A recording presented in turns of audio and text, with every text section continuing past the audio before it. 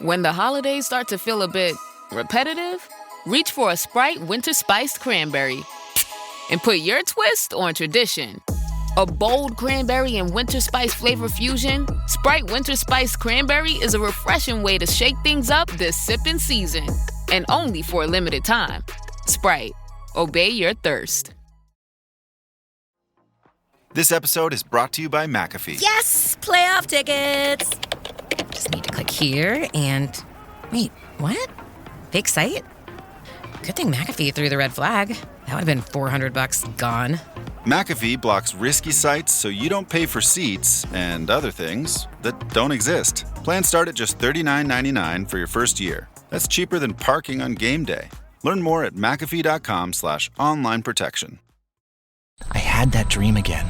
My small business needs to hire, but I don't use LinkedIn, and I hire wrong. So then I'm doing IT, and when I go to plug the servers in, they become sentient, and they won't let us access our network unless we forward their chain emails and memes to more and more and more people, and then I wake up. Don't let hiring nightmares ruin your dreams. LinkedIn Jobs' new AI assistant finds and invites best fit candidates to apply, so you can discover talent you may have missed. Post your job for free at linkedin.com/quality. Start hiring today with LinkedIn.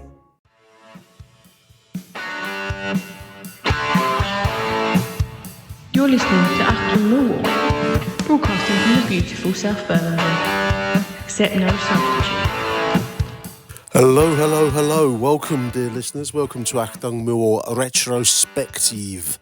We're looking back today ahead of tomorrow night's away game at Derby. We're looking back at a fixture at Derby County from 40 years ago. 40 years, can you Adam and Eve it, dear listeners? This one finished Derby County 1, Millwall 2. It's played on the 3rd of April, 1985 in the 3rd Division. It was actually part and parcel of the wonderful promotion-winning season of 1984-85 under George Graham, of course. And this particular away win was part of a terrific run-in, really, from March onwards in the 3rd Division. The Lions losing just 3 times in the final sequence of games, winning promotion that season in second position behind Bradford from the 3rd tier into the 2nd Division. Of course, dear listeners, this game was one of the instrumental away wins, a 10-man victory. I'm going to read you the Daily Mirror report. Steve grabs glory for 10-man Millwall, reports David Moore. Derby 1, Millwall 2. This is a report in the Daily Mirror dated Thursday, April the 4th, day after 1985. Steve Lowndes snatched a remarkable late winner, which lifted a 10-man Millwall side to second place in the 3rd Division. With Paul Hinshelwood sent off 9 minutes earlier, Lowndes ran from halfway to score the vital goal 3 minutes from time. But Hinshelwood was defended by boss George Graham, of course, afterwards, even though he will collect a club fine for dissent, arguing cost Hinshelwood his first booking after 75 minutes.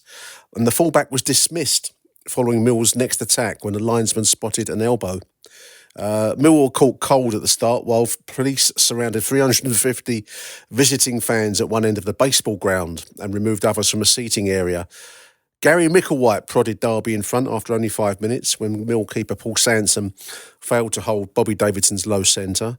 But Big Dave Cusack headed an equaliser just 2 minutes later, although Graham complained that we were awful before half-time. The atmosphere created by our fans and their bad reputation definitely affects my players. That's a bit sour from George Graham, isn't it? I'm sorry so many of our supporters chose to come here because we had asked every one of them to stay at home. Charming, dear listeners. The match, however, had been soured by an incident in the 32nd minute in which midfielder Mickey Lewis was carried off on a stretcher and taken to hospital after a collision. Late winner then by Steve Lowndes following a Dave Cusack equaliser. Interesting comments there from George Graham. Obviously, I wasn't there. I didn't see this game, listeners, so I can't tell you about the atmosphere of the times. But I think there was always a sense with George Graham, as much as he achieved with us, that there was a little bit, so-so in his relationship with the fans. But and that kind of comes across in that particular comment there made to the Daily Mirror. Your Lions team for this particular result, listeners: Paul Sansom in goal, as we've mentioned already, Alan McCleary, Paul Hinshelwood with a yellow and then a second yellow, dismissed in the 81st minute, Les Briley, Lindsay Smith, remember him? Dave Cusack with a yellow from the game, Steve Lowndes, John Fashanu up front, big Fash the Bash, Nicky Chatterton, Kevin Bremner substituted by Steve Lovell in the 86th minute, and Anton Chulakovsky. Just looking at the Derby lineup there, the only names that leap out. I mean, Gary Micklewhite, I remember that name. He opened the scoring in the 6th minute. Steve Sutton, I remember as a name in goal. Paul Blades, Rob Hindmarch, Floyd Street, Steve Buckley, Mickey Lewis, Gary Micklewhite, John Robertson, Geraint Williams, Trevor Christie and Bobby Davidson. And the game was played in front of 10,394 fans. Now, we mentioned George Graham then. He's kind of the duality of his relationship with the Millwall supports. Obviously, a manager who saved us. He saved us from the drop into the 4th division in his first season, producing nothing less than a small miracle to save us from relegation in that 82-83 season. Just looking at his Wikipedia page here, he was born in a place called Bargeddy in Scotland. Midfielder, of course, with Arsenal predominantly in his career as a player. Chelsea, then Arsenal, 227 appearances with Arsenal. Then Manchester United, Pompey and Crystal Palace before going to the Sun of California to play with the California Surf. As a manager, Millwall began his management career from 1982 to 1986 before moving on famously to Arsenal, and then Leeds, and finishing with Spurs before the men in the accountants, the bean counters caught up with him for little dropsies and envelopes in motorway service stations for transfer deals, all of that kind of thing. There was a period in the game where the so-called scandals of managers taking slices of transfer action became a thing, and cash envelopes being left in motorway service stations. I think Brian Clough fell into the same kind of category at that point. But I'm just going to read the managerial career section on his Millwall period from Wikipedia. So George Graham, after retiring from playing in 1978, Graham became a youth team coach at Crystal Palace. And then from October 1980, he worked at QPR. On the 6th of December 1982, he was appointed manager of Millwall, who were then bottom of the old 3rd division. So we were in dire straits. So you have to temper those comments about the travelling support in the Daily Mirror with this bit, really, for me, listeners. So bottom of the 3rd division. Graham turned the side around in a short period of time. We avoided relegation that season on the final match with a 1-0 win at Chesterfield. The following season, we finished 9th, and in 1984-85, we were promoted in 2nd place to the old 2nd division. After Graham left the club in 1986, when we finished mid-table, we would press on to win the 2nd division and promotion to the 1st in seasons following, 1987-88. So there we are. And as we've just said, the Arsenal job came begging, and he went on to some success there before going to Leeds and then Spurs. Played for Scotland. How many caps did he get? Let's have a look. 13 caps for Scotland between 1971 and 1973, scoring 3 times. Honours as a player in the game. He won the the Football League Cup with Chelsea, 64-65. First Division champion with Arsenal, double winning side, of course. First Division champions and FA Cup winners, 1970-71, famous side. Runner-up again in the Cup the following season, 1971-72. Fairs Cup winner, 1969-70. As a manager, Millwall, apart from the miracle that he wrought, he won the Football League trophy. He did, didn't he? Yeah. 1982-83.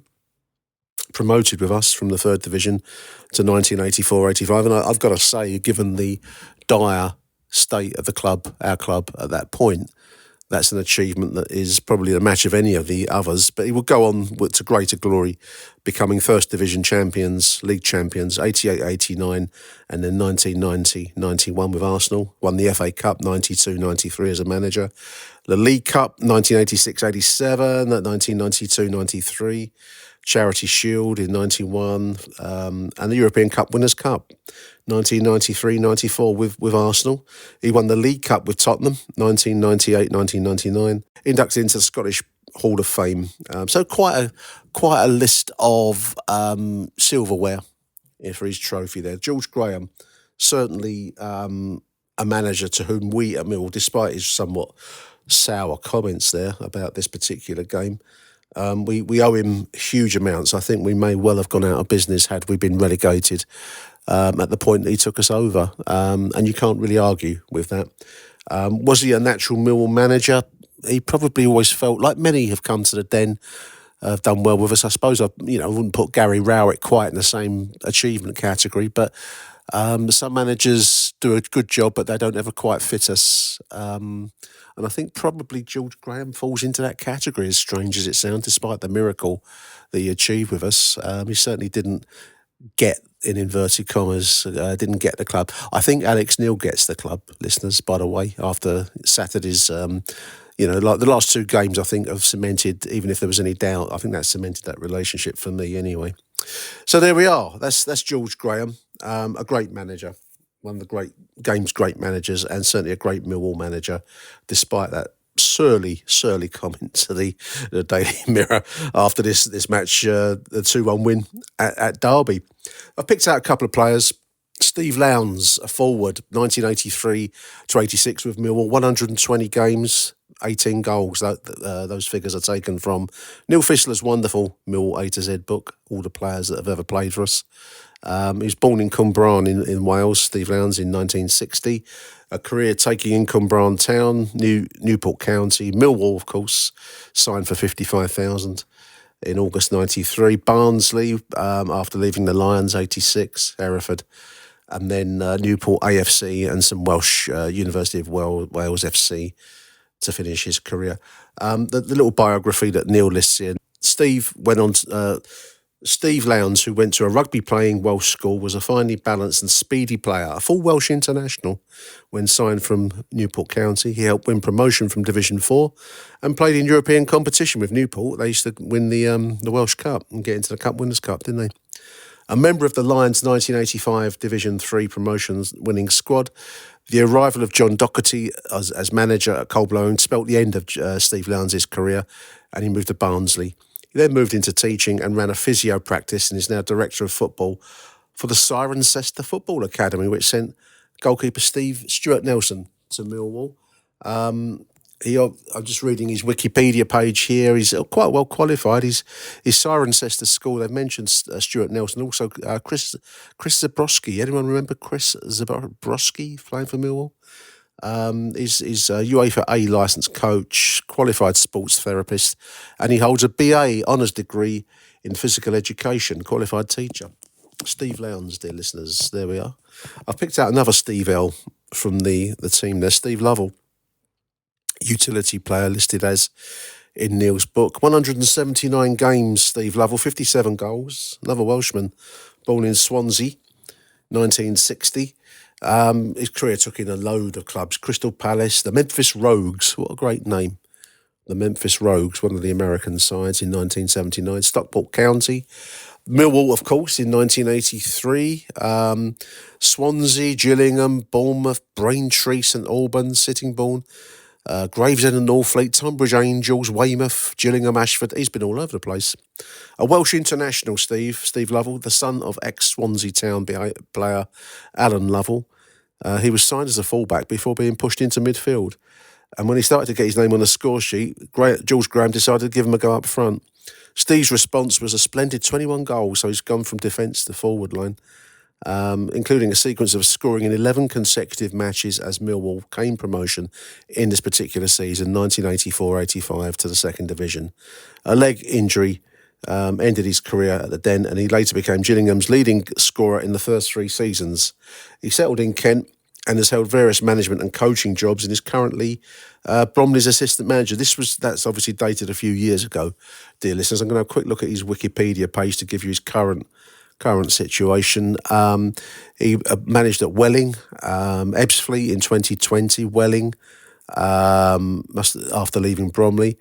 He went to Gillingham after the dismissal of Neil Harris. Ramsgate, he's managed at Herne Bay, so quite a few Kentish clubs, and quite a playing career. Total appearances as a manager. Managerial statistics: he's managed 248 games, winning 87, drawing 65, losing 96. Steve Lovell, good player, Steve Lovell, and quite a wide travelled player. Let's put it that way. So good luck to Steve Lovell. There we are, dear listeners. That's today's retrospective look back at Millwall winning 2-1 at the baseball ground, old school ground, wasn't it? That was the one in the 70s that used to have the incredibly muddy pitch. Derby left the baseball ground in the early 2000s, if memory serves. I'm just going to have a quick look. So the baseball ground was one that I never went to. Never went to baseball ground. For some reason, I never got there. Let's have a quick look at the baseball ground. Former stadium in Derby, here it is. It was a stadium used for baseball initially. How about that? Hence the name. The Derby Baseball Club played there 1890 till 1890. Baseball was actually a game that tried to grab a hold in this country. And a lot of football clubs had a mirror baseball side. Sometimes they would get their football players to play baseball, or cricket sometimes, but baseball, certainly in this period, in the summertime. And this was hence Derby's attempt. It became known as a football ground once that never quite took hold. They used it as until as recently as 2003, when it finally closed as a sports stadium and was demolished when they moved to their current grounds. A stadium I never went to. Did you go to the baseball ground, dear listeners? I never did. 42,000 was its highest capacity. At the closure under the restrictions following the Hillsborough report, its capacity was 18,000. But a famous old ground. Okay, dear listeners, there we are. Enough waffling by me. That's today's retrospective fixture from 1985, 40 years ago. My giddy aunt. How those 40 years have travelled fast. Until the next edition of Achtung Millwall, from me, Nick Hart, it's Arrivederci Millwall, and bye for now. Achtung Millwall. Who do you want to watch?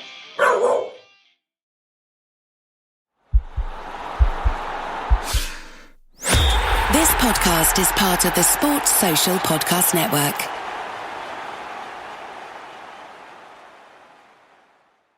Hey, Ryan Reynolds here for Mint Mobile. You know, one of the perks about having 4 kids that you know about is actually getting a direct line to the big man up north. Mm-hmm. And this year, he wants you to know the best gift that you can give someone is the gift of Mint Mobile's unlimited wireless for $15 a month. Now, you don't even need to wrap it. Give it a try at mintmobile.com/switch.